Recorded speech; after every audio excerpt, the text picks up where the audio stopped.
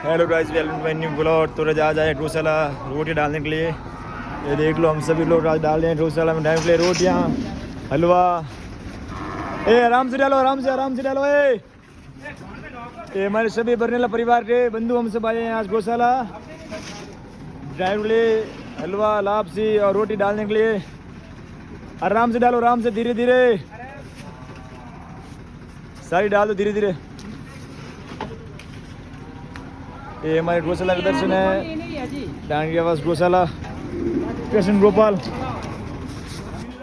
ये हमारे गौशाला का दृश्य है। ये पिंटू भाई बैठे हैं यहाँ पे, कैटरी पे कानाराम, और ये मैं। आराम से डालो, आराम से। मत डाल दो, एक बार में डाल दो।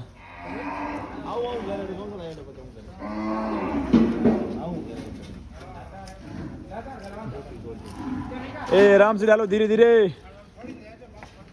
बाकी उनसे लो,